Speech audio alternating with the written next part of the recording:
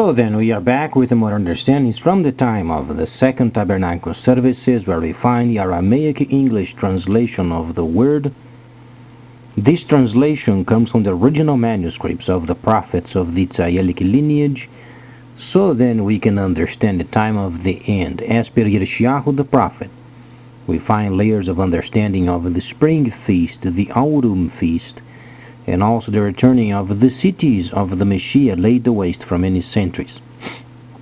As we read then Yirmiyahu the prophet, we always obviously have to read this holy prophet, because by reading him then we understand the true core of the objective of this prophecy, also regarding then with the time of the end and the restoration period.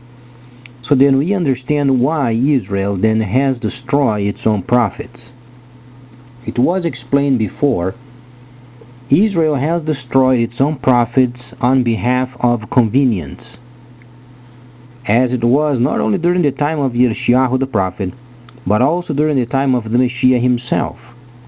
People, they will always want on the side of convenience, and whatsoever they could do, either cheating or stealing, or then producing takanot and maasim to get the gain for themselves, then they would go for these rather than teaching the Torah as should be taught.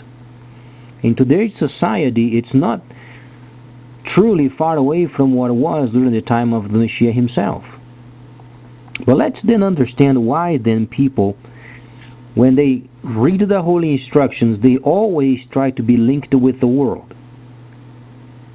They don't want to be linked with tabernacling. They don't want to be teachers of tabernacling.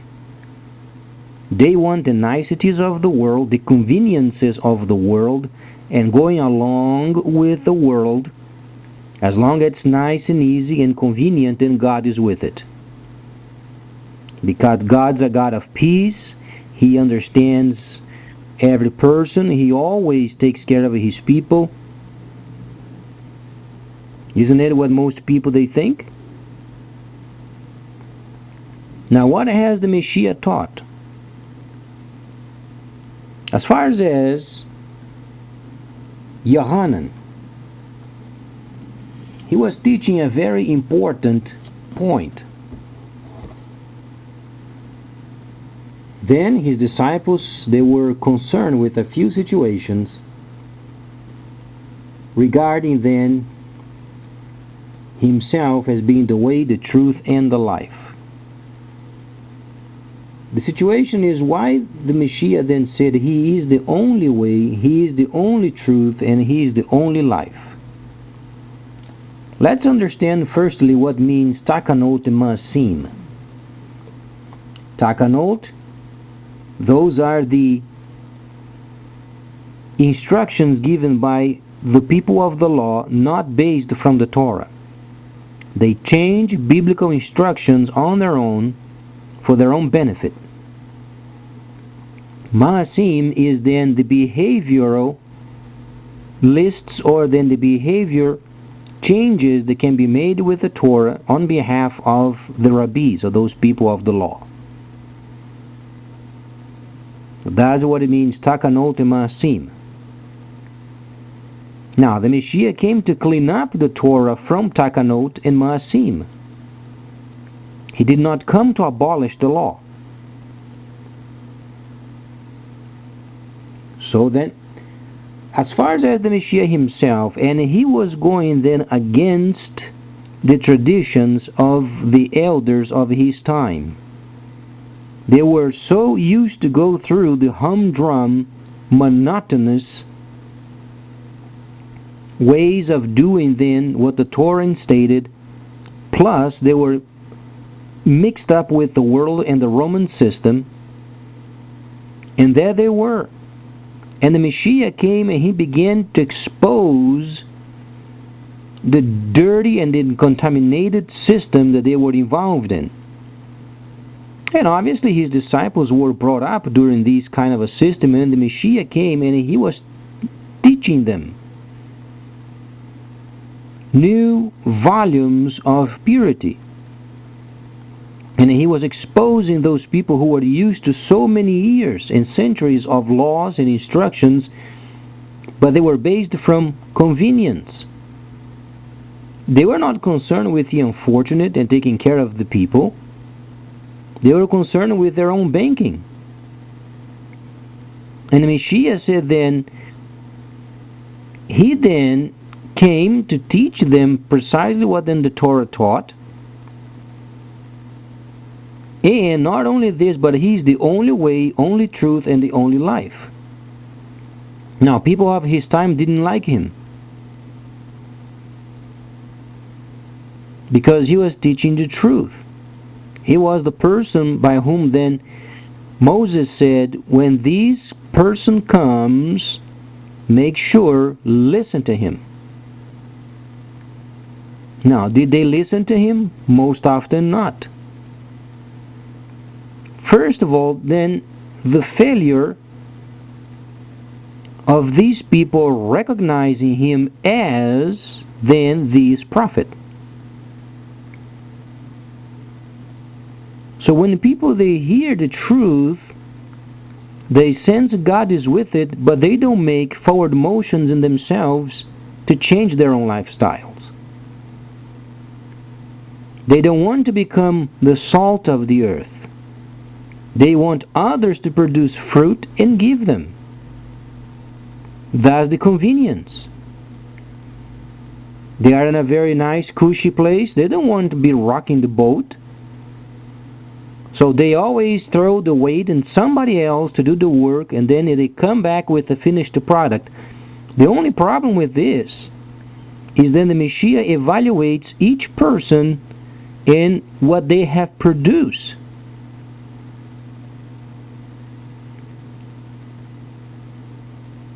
It's not only waiting for somebody else then to discover and give you revelations.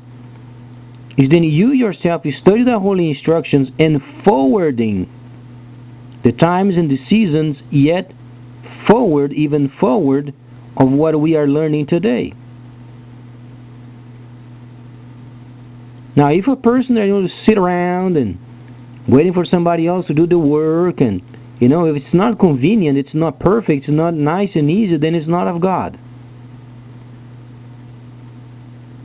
And the Messiah said then, people are going to hate you as they hated him. The Messiah was absolutely, entirely, and 100% hated.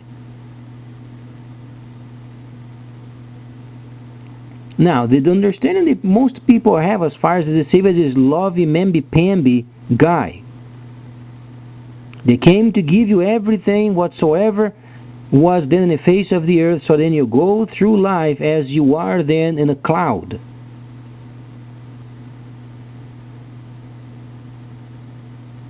But then we must face what the Messiah had gone through himself. He himself, by not having sin, he should have gone through this life, this age, very easily.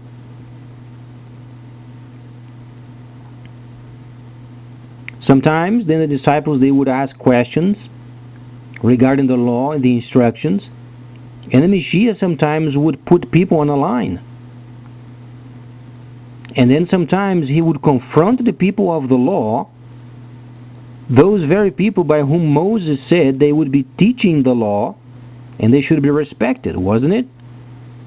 So why was the Messiah after them? Because they were changing the Holy Torah for their own gain. Thus the convenience. And then sometimes the disciple would return and say, don't you know that you hurt them by saying what you had said? And the Messiah said, if you are concerned with them, then join them. Well, the Messiah was trying to say, if you want to get hurt by those who are hurt, because then of Takanot and Maasim, and they do not want to stay with the Torah as what it is, then there is no other solution other than join them. Because with the Torah we must not remove, neither we should change. We should not give our own opinions of the Torah, neither we should remove from the Torah. Remains what it is. But the problem is, people have this desire of becoming on a spotlight. They want to be important of some sort, of some way, though they are studying and studying and studying, but then they don't understand the whole counsel. Why was the Messiah then explaining these areas as far as he himself was the truth, the way, and the life? Because he was teaching them that the spring feast was being completed. And he was then preparing the way for Ruach HaKodesh, and then from then on, they would no longer do what Moses said to do and observe as far as sacrifices.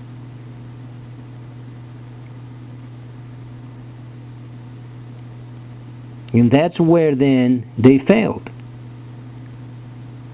They wanted to maintain the laws of Moses because then the changes they made on their own, Takanot Maasim, would give them enough lies and cheats so then they would be ahead of the others.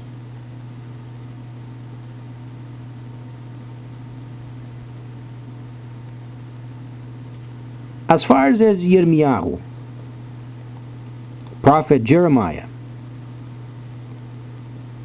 Jeremiah said very precisely, don't fight against the kingdom of Babylon because he is coming, he is going to take over the land. They beat Jeremiah, they isolated him, they threw him down into a cistern, and they mistreated him very badly. Israel wanted the power, they want to remain on the land, and they want to do what King Solomon had done previously. They want to maintain the status quo. And Jeremiah said no. They're going to come because the land of Israel, they had owned the land for 490 years and they did not maintain the yearly Shabbat in order for the land to rest. Thus they went to exile for 70 years. The land must rest as per the instructions. Another point is, the Messiah himself was speaking, and then the people of the law, they were coming around trying to test him. It's not trying to test him, trying to find fault in him. They're trying to find fault in a person because then they can justify their own evil ways. And then they were talking about the weather. Well, you know, the next day is going to have a fair weather because then the sky is red. And what the Messiah said, you know then the weather situation, but then you fail to understand the times and the seasons.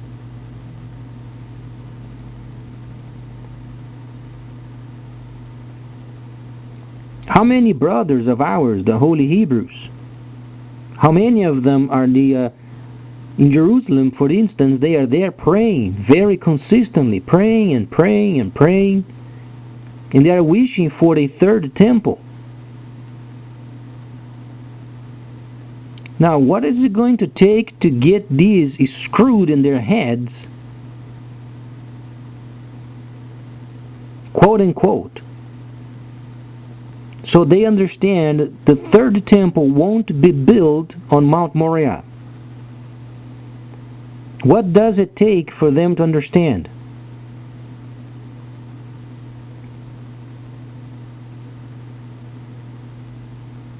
We are no longer speaking of the laws of Moses. We are speaking of the completion of the spring feast. There are sections where you hear then the Messiah should be heard more than Moses. It's not the point. The point is what Moses said was then involved with the completion of the spring feast, so then the second would become part of humanity. The laws of Moses are holy and they are active. A section of it was completed in order for the second to take place. Now these Hebrews, they do not understand the Mashiach, then they are yet tied up with Moses. So they themselves are working against themselves. So they go over there in Jerusalem and they pray and they pray and they pray and they pray and they pray and they are asking for something that it won't take place. So what is the value of learning so much and then wishing for a situation and it won't take place?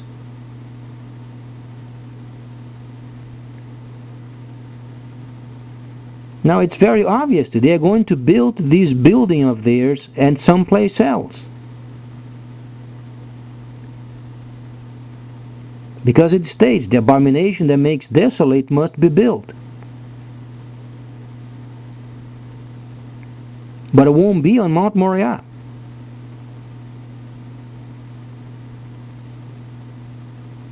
So when the Messiah said, as far as this temple of yours, there won't be a stone left upon another. And the Messiah, he was not joking.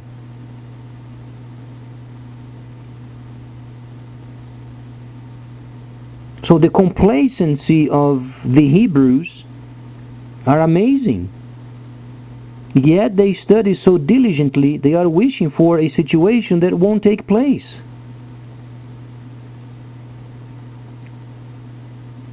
Now they have to veer their trajectory or their track where they're wishing for what the Messiah has said is coming.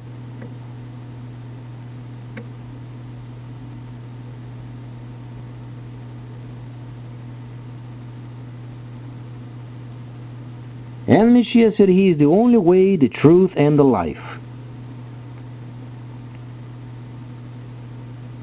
Now, conveniences. What else can we understand as far as the example of Yirmiyahu the prophet, or Jeremiah? We understand the future of the United States and Israel. It is precisely Gog and Magog. You know, if those people during the time of Yirmiyahu the prophet, if they had taken the time and understand what Yirmiyahu was explaining, a lot of them would be outside of Jerusalem when the armies of Babylon came over.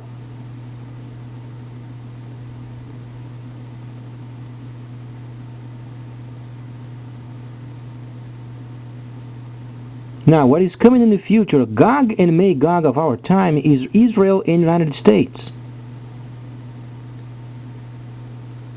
When we read Revelation and you find then the war going on and then the releasing of bombs comes from these two places, Israel and United States. Israel as an enemy, so United States. Now let me ask you this. If we were talking of Yeshayahu or then Yirmiyahu, mostly Yirmiyahu the prophet explaining of the Babylonians are coming, they're going to destroy you.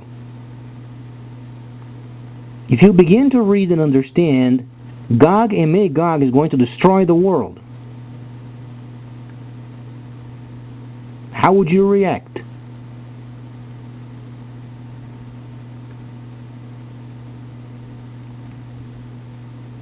Obviously, these nations are trying to work a deal with the world, but the prophet already prophesied.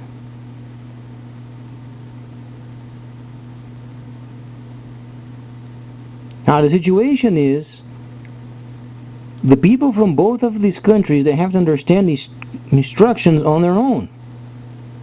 And they have to make a decision to understand where they are at is going to be the very place where the destruction of these ages is going to come from.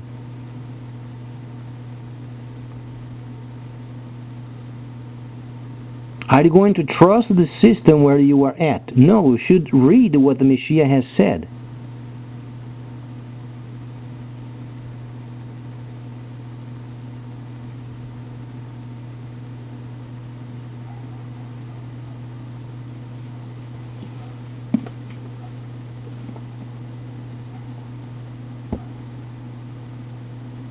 Then Yohanan explains, as far as he is then the vine. Try to understand another point is this. The vine, and then the juice of the vine is new wine, and this means grape juice. If people in congregations, they are serving wine that is spoiled with alcohol in it or fermented, it's not the wine the Messiah was speaking of. If we are celebrating what the Messiah has done, it should be new wine, grape juice. Every branch that is not in me obviously does not produce fruit. Then he, the Creator himself, takes away and burns it. What is he explaining? We understand the ending of this age when the Messiah shows himself in heaven and he rescues the people from the holy cities. Then instantly comes the shout of sulfur and then destroy this age. There won't be 1,000 years anymore. Those thousands of years, they are already gone. The Messiah was already involved with his 1,000 years, gone. Nahashatan had to do what he had to do in 1,000 years, it's gone. We are doing the restoration of the holy cities only.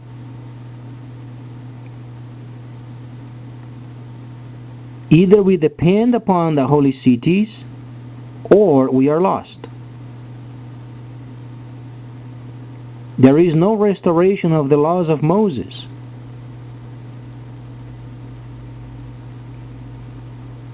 There is no sacrificial system that must be established other than what Daniel has said as far as the abomination that makes desolate. So we understand somewhere, some way it's going to have a building and they are going to reinstitute the sacrifices.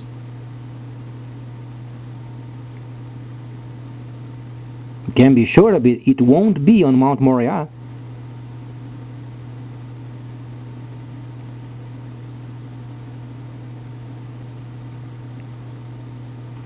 Not as per what they are wishing for as far as a temple. Building a third temple where it used to be, they won't be building over there.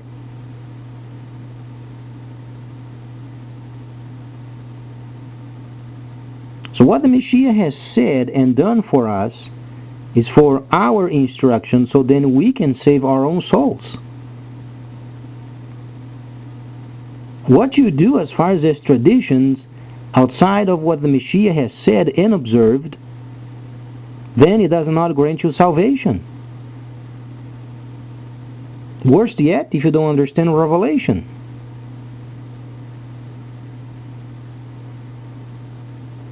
When you understand Revelation, you explain it, then it's proven that you are saved.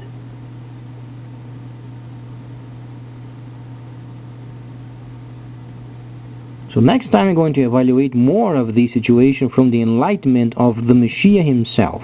As the prophet Moses said, when he comes, listen to him. So please stay tuned, much more coming up.